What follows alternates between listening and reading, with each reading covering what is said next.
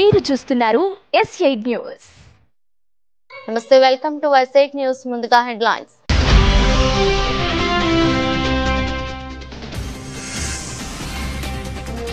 Asia cup hockey విజేత భారత్. దక్షిణ కొరియాపై 4-1 తేడాగా విజయం సాధించిన భారత హాకీ జట్టు.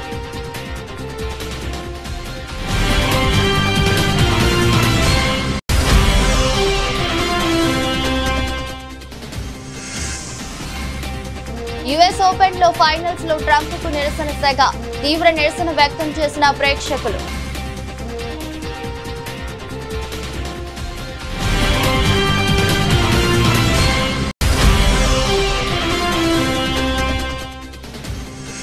క్షమాపణ చెప్పేంత తప్పేమీ భారత్ చేయలేదన్న కాంగ్రెస్ ఎంపీ.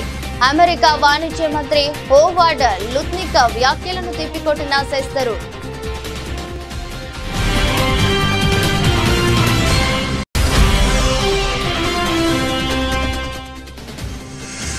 పంట నష్టం గురించి చెప్పుకోవడానికి వచ్చిన రైతుపై కాంగ్రెస్ అధ్యక్షుడు మల్లికార్జున ఖర్గే చిందులు. తనకే ఎక్కువ నష్టం జరిగిందని మందలింపు.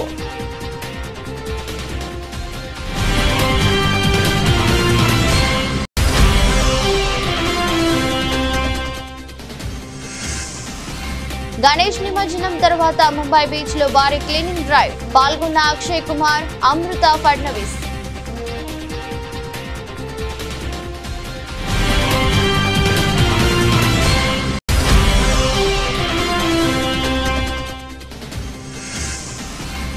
రాష్ట్రంలో ఎరువుల కొరత వాస్తవమే. క్షేత్రస్థాయిలో రైతులు ఇబ్బందులు పడుతున్నారన్న మంత్రి పొన్నం ప్రభాకర్.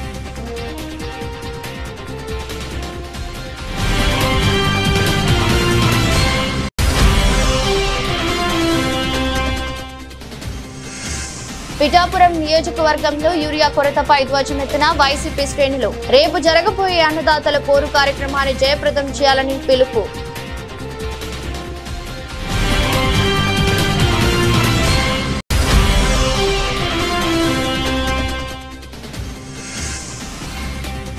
ఆ క్రెడిట్ సీఎం రేవంత్ రెడ్డిదే.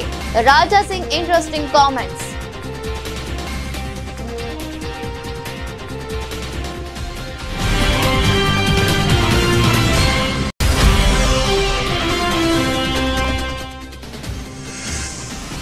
ప్రజల ఆరోగ్య పరిరక్షణ కొరకు ప్రభుత్వం పెద్దపీట. రామచంద్రాపురంలో మంత్రి సుభాష్ చే అంబులెన్స్ ప్రారంభం.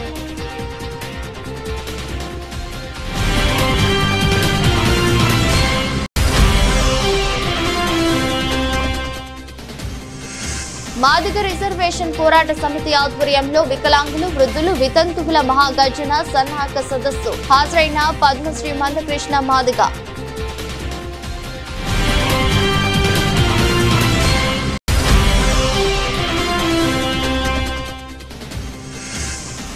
హైదరాబాద్ కేంద్రంగా 12,000 కోట్ల విలువైన డ్రగ్స్ దందా జరుగుతుంటే ఏం చేస్తున్నారో ప్రభుత్వాన్ని నిలదీసిన బీఆర్ఎస్ నాయకులు RS Praveen Kumar.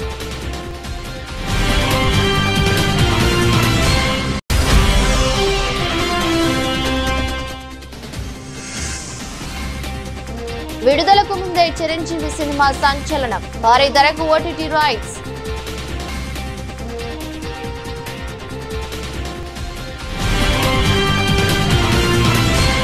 Asia hockey cup 2025లో భారత హాకీ జట్టు అద్వితీయ విజయం సాధించింది.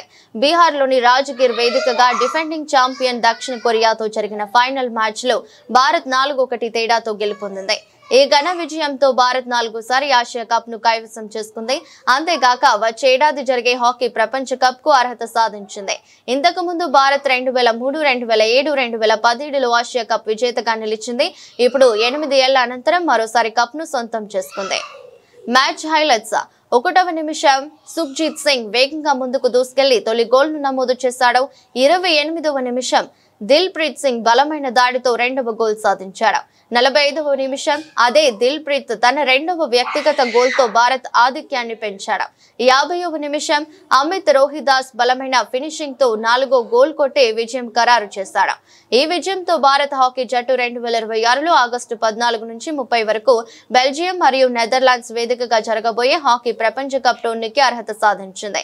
ప్రపంచ స్థాయిలోనూ ఇదే పటిమ చూపాలని భారత్ ఆశిస్తుంది. న్యూయార్క్ లో యుఎస్ ఓపెన్ 2025ను వీక్షించడానికి వెళ్లిన అమెరికా అధ్యక్షుడు డొనాల్డ్ ట్రంప్ కు అభిమానుల నుంచి ఊహించని నిరసన ఎదురైంది.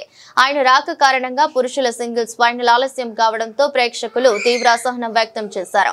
స్టేడియంలోని స్క్రీన్ పై ట్రంప్ కనిపించినప్పుడు గట్టిగా అరుస్తూ తమ వ్యతిరేకతను తెలిపారు. కార్లోస్ అల్కరాజ్, జానిక్ సిన్నర్ మధ్య జరిగే యుఎస్ ఓపెన్ పురుషుల సింగిల్స్ ఫైనల్ మ్యాచ్ కోసం వేలాది మంది అభిమానులు ఆర్థర్ యాష్ స్టేడియానికి చేరుకున్నారు.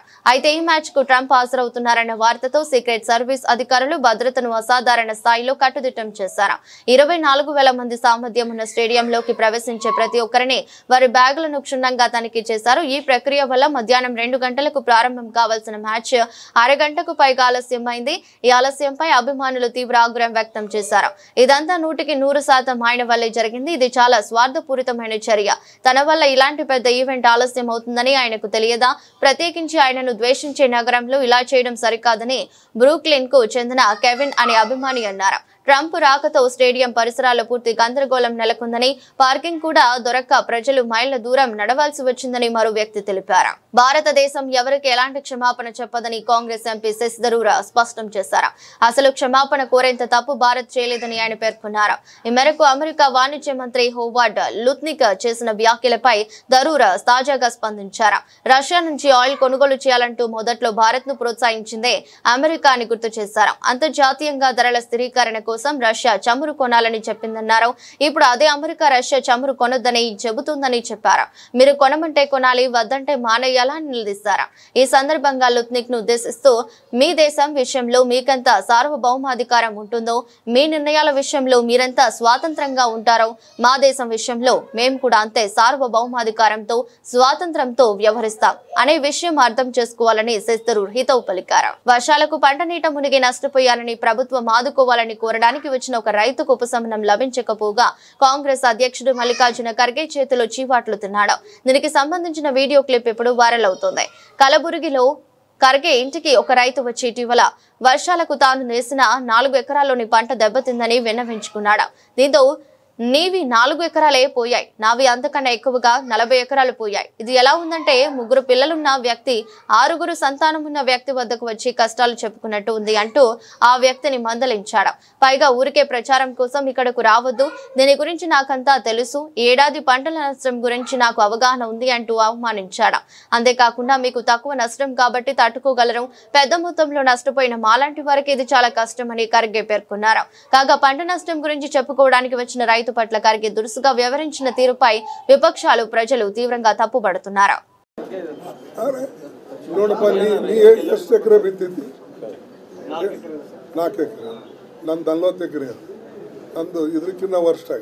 ನನಗೇನು ಹೇಳ್ಬೋದು, ಅದೇನು 6 ಆಡದವಳ ಮುಂದೆ 3 ಆಡದವಳ ಮುಂದೆ ಕೇಳ್ತೀವಿ. ಆಯ್ತು, ಗೊತ್ತದ, ಪಬ್ಲಿಸಿಟಿ ಮಾಡ್ಕೊಳಕ್ ಬರಬೇಡ.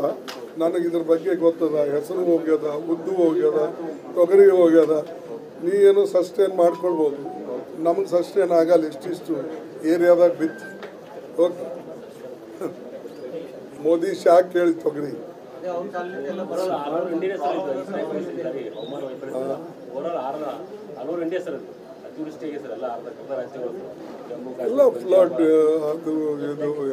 గణేష్ నిమజ్జనం అనంతరం ముంబైలోని సముద్ర తీరాలు చెత్తతో నిండిపోవడం తెలిసిందే. ఈ నేపథ్యంలో పర్యావరణ పరిరక్షణకు నడుం బిగించిన బాలీవుడ్ స్టార్ అక్షయ్ కుమార్, మహారాష్ట్ర ముఖ్యమంత్రి దేవేంద్ర ఫడ్నవీస్ భార్య అమృత ఫడ్నవీస్ స్వయంగా చెత్తను తొలగించి అందరికీ ఆదర్శంగా నిలిచారు. ప్రస్తుతం దీనికి సంబంధించిన వీడియో సోషల్ మీడియాలో అందరి దృష్టిని ఆకర్షిస్తుంది. మహారాష్ట్రలో అత్యంత వైభవంగా జరిగే గణేష్ ఉత్సవాల అనంతరం ముఖ్యంగా అనంత చతుర్దశి రోజున జూహు, గిర్గావ్ వంటి ప్రధాన బీచ్లలో నిమజ్జనం పెద్ద ఎత్తున జరుగుతోంది. దీనివల్ల విగ్రహాల అవశేషాలు, పూలు, ఇతర పూజా సామాగ్రితో తీర ప్రాంతాలు కలుషితమవుతాయి. ఈ సమస్యను పరిష్కరించేందుకు Divya foundation, Brihan Mumbai municipal corporation కలిసి జూహు బీచ్ లో ఈ పరిశుభ్రత కార్యక్రమాన్ని చేపట్టాయి. ఈ క్లీనింగ్ డ్రైవ్ లో అక్షయ్ కుమార్, అమృత ఫడ్నవీస్ తో పాటు BMC కమిషనర్ డాక్టర్ భూషణ్ గగ్రాని కూడా పాల్గొన్నారు. వీరంతా ఎంతో ఉత్సాహంగా చెత్తను తొలగిస్తూ ఇతరులకు స్ఫూర్తినిచ్చారు. ఈ సందర్భంగా అమృత ఫడ్నవీస్ మాట్లాడుతూ ప్రధానమంత్రి నరేంద్ర మోదీ ప్రారంభించిన స్వచ్ఛ భారత్ అభియాన్ దేశవ్యాప్తంగా పరిశుభ్రతపై ప్రజల్లో అవగాహన పెంచిందని తెలిపారు. మన సముద్రాలను శుభ్రంగా, అందంగా ఉంచుకోవడమే ఈ కార్యక్రమ లక్ష్యం. పరిశుభ్రత అనేది ప్రతి ఒక్కరి సమిష్టి బాధ్యత అని ఆమె స్పష్టం చేశారు. आज हम लोग सुबह कल रात को विसर्जन संपन्न हुआ और आज सुबह हम जुहू बीच पे ये क्लीन अप ड्राइव कर रहे हैं। इसका नाम हमारा है सी शोर शाइन, यानी हमारी सी जो होती है समुद्र किनारे ये चमकने चाहिए, ना कि जैसे हमने देखा गंदगी कितनी हर टाइप की गंदगी हमने यहाँ देखी, रैपर से लेके प्लास्टिक, टॉक्सिक मटेरियल, पीओपी, ये सब हमारी करनी है जो वापस आ रही है। तो हमें हमारी धरोहर अगर आगे बच्चों को देनी है सुंदरता के साथ, तो हमें ध्यान रखना पड़ेगा कि एक तो गंदगी करे ही ना, और अगर गंदगी का कोई कारण हो और हो रही हो तो उसको साफ करना ये हमारी जिम्मेदारी है। और इसके लिए हमें ज्वाइन किया दिव्यज फाउंडेशन को बीएमसी ने, अमित साटम जी ने मदद की और कई ऐसे एनजीओज है जिन्होंने मदद की, इसका हम धन्यवाद करें। पिछली बार की अपेक्षा इस बार काफी साफ सफाई देखने को मिला है, लोगों में एक अवेयरनेस आया है, क्या उसका श्रेय दिव्यज फाउंडेशन को जाता है? नहीं, श्रेय हर एक को जाता है, किसी एक को इसका श्रेय नहीं जा सकता। बीएमसी अपनी सफाई करती है, एनजीओ अवेयरनेस करते हैं, लोगों ने भी ये समझा है कि आज अभी फिलहाल तो लोग छोटे साइज के गणपति भी विसर्जित नहीं कर रहे, पॉन्ड्स में डाल रहे, तो ये सब मदद ही करता है। और अभी हम जो बड़े गणेश विसर्जित भी कर रहे हैं, वो भी उसके लिए कोई उपाय हो कि चाहे वो पूरे मिट्टी से बने या पीओपी से भी बने, तो आर्टिफिशियल पॉन्ड्स में ही वो विसर्जित हो, तो ये पूरी तरीके से एक नेगेटिविटी छोटी सी जो है इतने सुंदर त्योहार में वो भी दूर हो जाएगी। अक्षय कुमार इस मुहिम में शामिल हुए थे, क्या संदेश लेकर आए थे? मैं बस इतना ही बोलूंगी कि अगर कोई संदेश देना हो तो हर तबके के इंसान को आगे आना पड़ेगा, लीडिंग बिजनेसमैन हो, चाहे पॉलिटिशियंस हो, चाहे एनजीओज हो या एक्टर्स हो, सबको आगे आके ये संदेश देना जरूरी है। రాష్ట్రంలో ఎరువుల కొరత వాస్తవమేనని మంత్రి పొన్నం ప్రభాకర్ అంగీకరించారు. రైతులకు సహకారం అందించేందుకు రాష్ట్ర ప్రభుత్వం చేతిలో ఏమీ లేదని చెప్పారు. ఈ ఎరువుల కొరత వల్ల రైతులు ఆందోళనలో ఉన్నారని తెలిపారు. ఈ ఎరువుల విషయంలో తెలంగాణ పట్ల తెలంగాణ కేంద్రం వివక్ష చూపుతున్నదని ఆరోపించారు.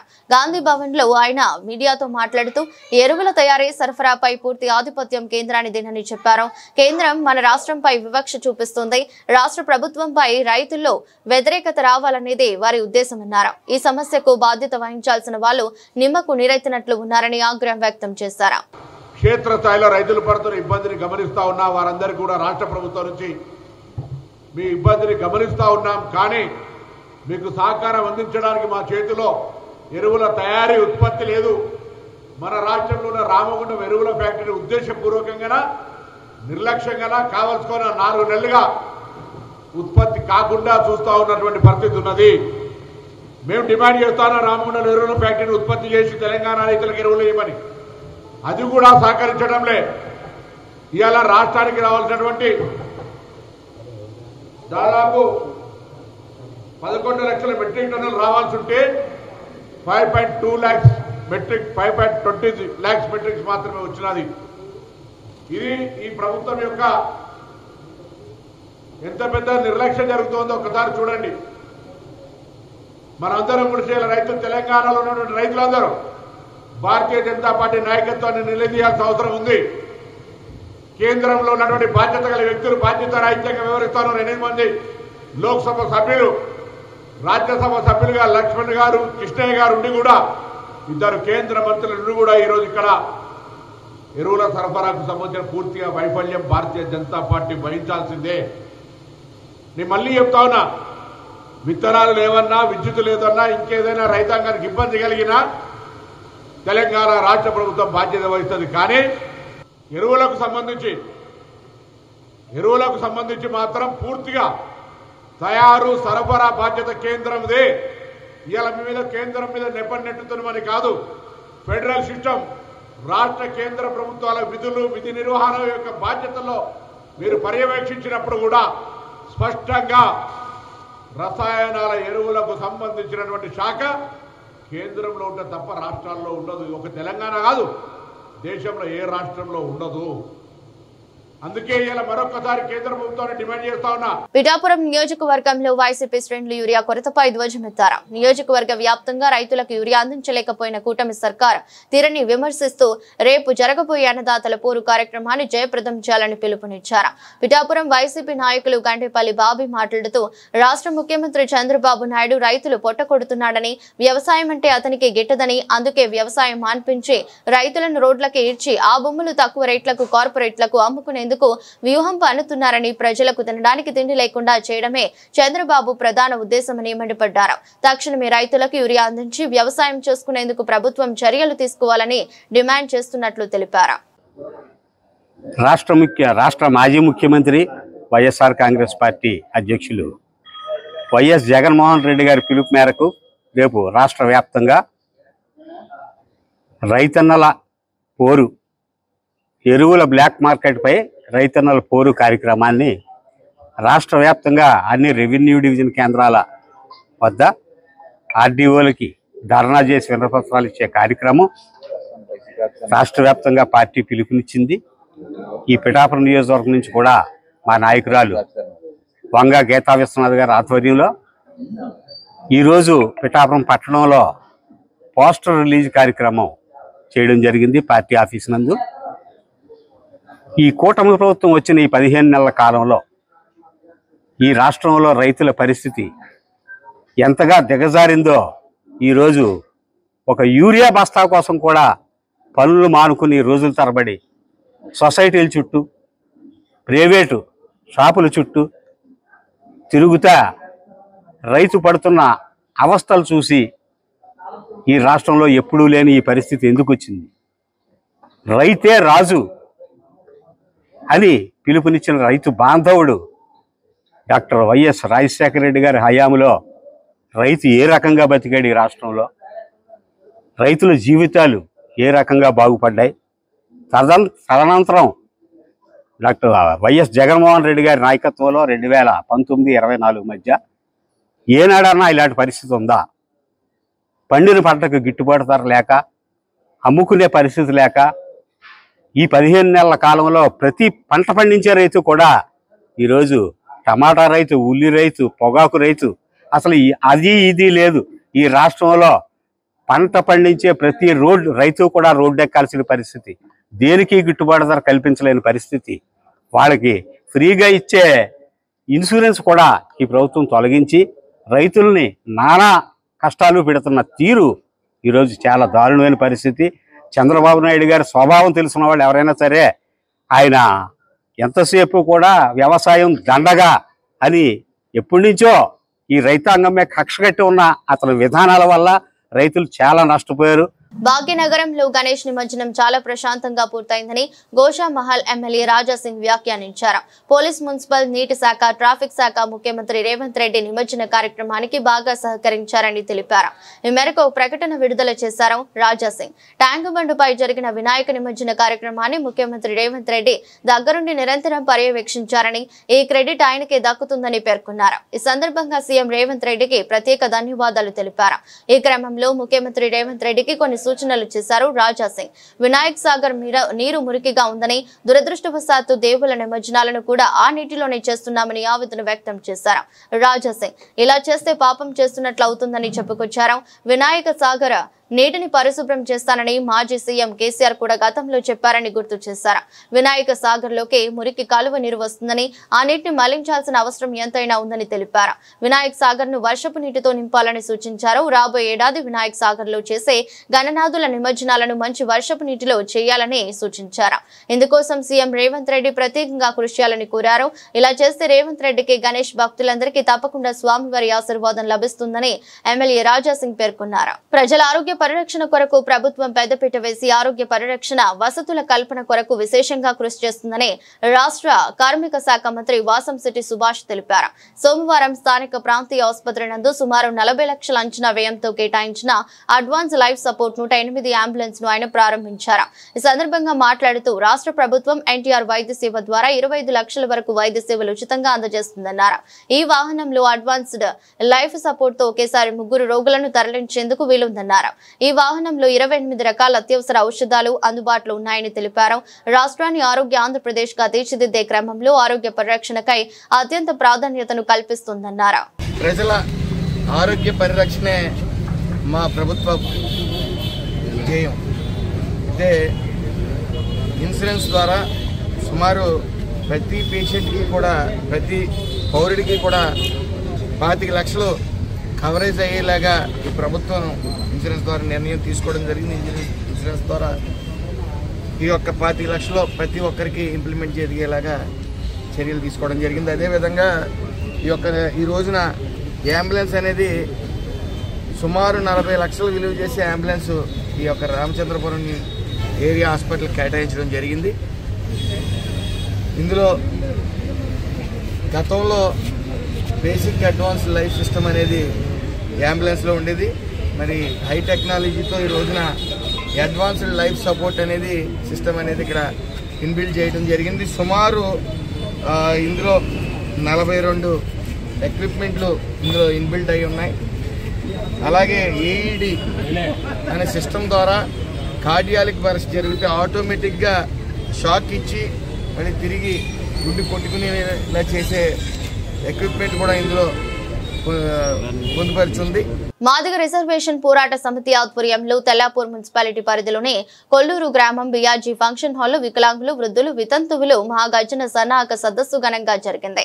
సభలో ప్రసంగించిన నేతలు ఎలక్షన్ మేనిఫెస్టోలో ఇచ్చిన హామీ ప్రకారం వికలాంగులకు 6,000 చేయూత పెన్షన్దారులకు 4,000 పెన్షన్ వెంటనే అమలు చేయాలని రాష్ట్ర ప్రభుత్వాన్ని డిమాండ్ చేశారు. ఈ సదస్సుకు ముఖ్య అతిథిగా గుండె జబ్బు పిల్లల ప్రాణదాత, వికలాంగుల ఆత్మ బంధువు, వృద్ధుల వితంతువుల పెద్ద కొడుకు పద్మశ్రీ మందకృష్ణ మాదిగ విచ్చేసి హాజరైన వారిని ఉద్దేశించి ప్రసంగించారు. ఎన్నికలకు ముందు నాటికే 45 లక్షల మంది పెన్షన్ మీద ఆధారపడి బతికేటోళ్ళు ఉన్నారు. 10 లక్షల మంది కొత్తగా దరఖాస్తు పెట్టుకున్న అర్హులైన పెన్షన్దారులు 10 లక్షల మంది ఉన్నారు.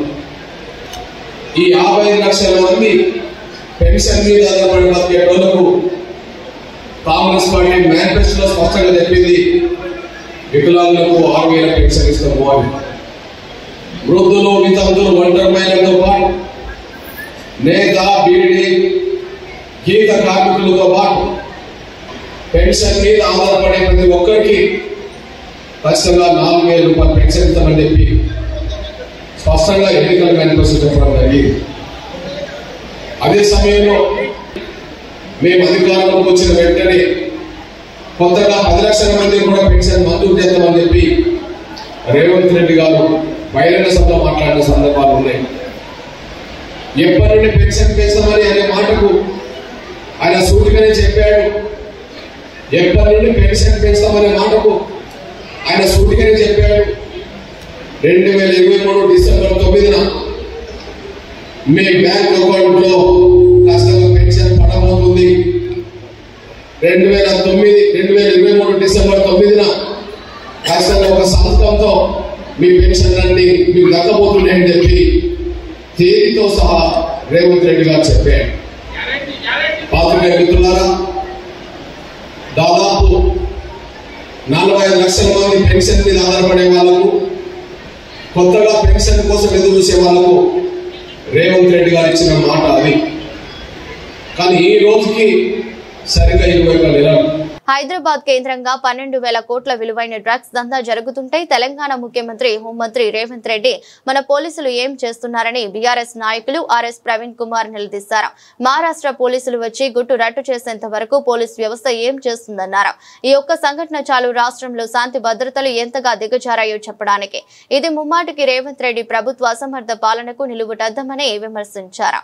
మొట్టమొదట నిన్న హైదరాబాదు మహానగరంలో 12,000 కోట్ల రూపాయల విలువైన మాదక ద్రవ్యాలు అంటే డ్రగ్స్ ఒక కంపెనీలో పట్టుబడ్డాయి. బహుశా తెలంగాణ చరిత్రలోనే ఇంత పెద్ద ఎత్తున డ్రగ్స్ పట్టుబడడం అనేది మొదటిసారి. గత 7-8 సంవత్సరాల క్రితం గుజరాత్లో అదానీకి సంబంధించిన ఒక పోర్టులో 21,000 కోట్ల రూపాయల విలువైన డ్రగ్స్ పట్టుబడడం ఒక ఎత్తు అయితే, దాని తర్వాత తెలంగాణలో హైదరాబాదు మహానగరంలో 12,000 కోట్ల రూపాయల విలువైన డ్రగ్స్ ఎఫిడ్రిన్, మెఫిడ్రిన్ అనే 2 నిషేధించబడ్డ డ్రగ్స్ పట్టుబడ్డాయి. ఇక్కడ ట్విస్ట్ ఏందయ్యా అంటే, ఇది పట్టుకున్నది రేవంత్ రెడ్డి సారథ్యంలో నడుస్తున్న తెలంగాణ పోలీసులు కాదు. ఇది మహారాష్ట్ర గవర్నమెంట్ నుంచి అక్కడి పోలీసు కమిషనర్ పంపించిన ఒక స్పెషల్ పోలీసు బృందం గత నెల రోజులుగా పరిశోధించి కాపలాగాసి వీళ్ళను నేరస్తులను పట్టుకున్నారు. ఇంకా విచిత్రమైన విషయం ఏంటంటే ఈ నేరస్తులు గత 4 సంవత్సరాలుగా ఒక కంపెనీ పెట్టి 4 నెలలుగా ఒక కంపెనీ పెట్టి ఆ కంపెనీలో ఈ డ్రగ్స్ అన్ని కూడా నడిపిస్తూ ఉన్నారనేది చాలా క్లియర్గా.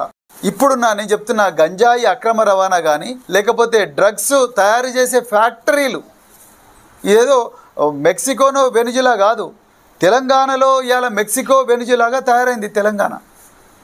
Megastar Chiranjeevi successful director Anil Ravipudi combination లో రాబోతున్న మనశంకర వరప్రసాద్ గారు చిత్రం విడుదల కాకముందే సంచలనాలు సృష్టిస్తుంది. సినిమా షూటింగ్ దశలో ఉండగానే దాని ప్రీ రిలీజ్ బిజినెస్ ఇప్పుడు ఇండస్ట్రీలో హాట్ టాపిక్ గా మారింది. తాజా సమాచారం ప్రకారం ఈ సినిమా డిజిటల్ స్ట్రీమింగ్ హక్కులను ప్రముఖ ఓటీటీ సంస్థ అమెజాన్ ప్రైమ్ వీడియో భారీ మొత్తానికి కైవసం చేసుకున్నట్లు తెలుస్తోంది. ప్రస్తుతం శరవేగంగా చిత్రీకరణ జరుపుకుంటున్న ఈ సినిమాను షైన్ స్క్రీన్ బ్యానర్స్ పై ప్రతిష్టాత్మకంగా నిర్మిస్తున్నారు. ఈ చిత్రంలో విక్టరీ వెంకటేష్ ఒక కీలక పాత్రలో నటిస్తుండటంతో సినిమాపై అంచనాలు తారాస్థాయికి చేరాయి. చిరంజీవి వెంకటేష్ కలిసి తెరపై కనిపించనుండటం, దానికి అనిల్ రావిపూడి దర్శకత్వం వహించనుండటంతో సినిమాకు అన్ని వైపుల నుంచి భారీ ఆఫర్లు వస్తున్నాయని ట్రేడ్ వర్గాలు చెబుతున్నాయి. ఓటీటీ డీల్ మాత్రమే కాకుండా శాటిలైట్ ఆడియో థియేట్రికల్ హక్కులకు కూడా పెద్ద ఎత్తున పోటీ నెలకొన్నట్లు సమాచారం. చిత్ర యూనిటీ సినిమా షూటింగ్ ను నవంబర్ నాటికి పూర్తి చేయాలని లక్ష్యంగా పెట్టుకుంది. ఆ తర్వాత పోస్ట్ ప్రొడక్షన్ పనులను వేగంగా ముగించి 2026 సంక్రాంతికి సినిమాను ప్రేక్షకుల ముందుకు తీసుకురావాలని ప్లాన్ చేస్తున్నారు. మెగాస్టార్ కెరీర్ లో మరో బ్లాక్ బస్టర్ గా నిలుస్తుందని అభిమానులు ఆశిస్తున్న ఈ సినిమా రాబోయే రోజుల్లో మరిన్ని అప్డేట్స్ తో సందడి చేయడం ఖాయంగా కనిపిస్తోంది. వార్తలు ముగించే ముందు మరోసారి హెడ్లైన్స్.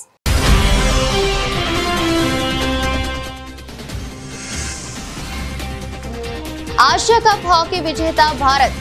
దక్షిణ కొరియాపై 4-1 తేడాగా విజయం సాధించిన భారత హాకీ జట్టు.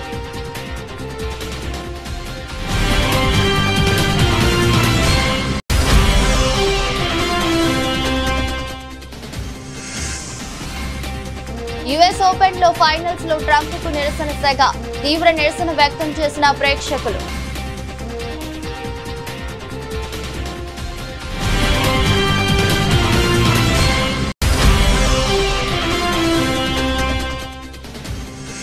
క్షమాపణ చెప్పేంత తప్పేమీ భారత్ చేయలేదన్న కాంగ్రెస్ ఎంపీ. అమెరికా వాణిజ్య మంత్రి హోవార్డ్ లుత్నిక్ వ్యాఖ్యలను తిప్పికొట్టిన శశిథరూర్.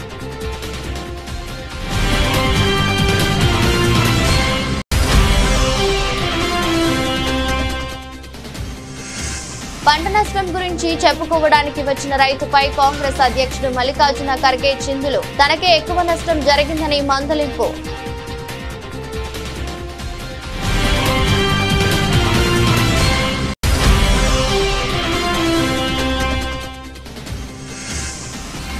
గణేష్ నిమజ్జనం తర్వాత ముంబై బీచ్ లో భారీ క్లీనింగ్ డ్రైవ్. పాల్గొన్న అక్షయ్ కుమార్, అమృత ఫడ్నవీస్.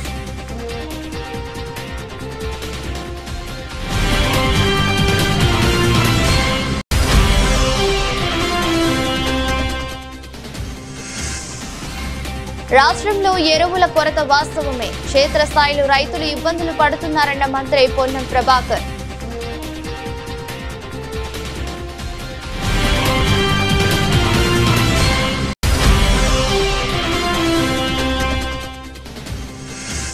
పిఠాపురం నియోజకవర్గంలో యూరియా కొరతపై ధ్వజమెత్తిన వైసీపీ శ్రేణులు. రేపు జరగబోయే అన్నదాతల పోరు కార్యక్రమాన్ని జయప్రదం చేయాలని పిలుపు.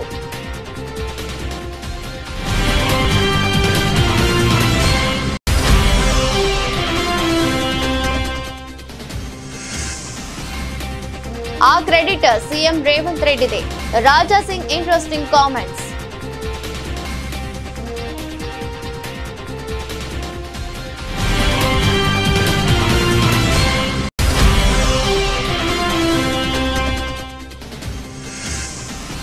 ప్రజల ఆరోగ్య పరిరక్షణ కొరకు ప్రభుత్వం పెద్దపీట. రామచంద్రాపురంలో మంత్రి సుభాష్ చే అంబులెన్స్ ప్రారంభం.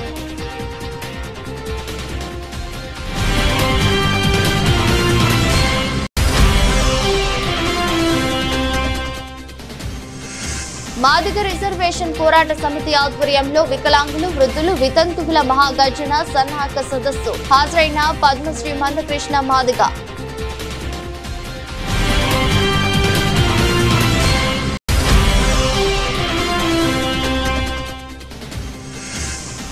హైదరాబాద్ కేంద్రంగా 12,000 కోట్ల విలువైన డ్రగ్స్ దందా జరుగుతుంటే ఏం చేస్తున్నారో ప్రభుత్వాన్ని నిలదీసిన బీఆర్ఎస్ నాయకులు ఆర్ఎస్ ప్రవీణ్ కుమార్.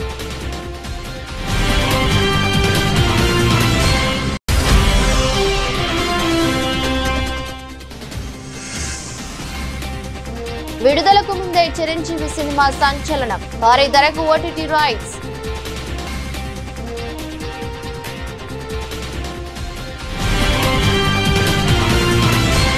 ఇదరస్ట్ బులెటిన్. మరో బులెటిన్లో మళ్ళీ కలుద్దాం. అంతవరకు సెలవు. నమస్కారం.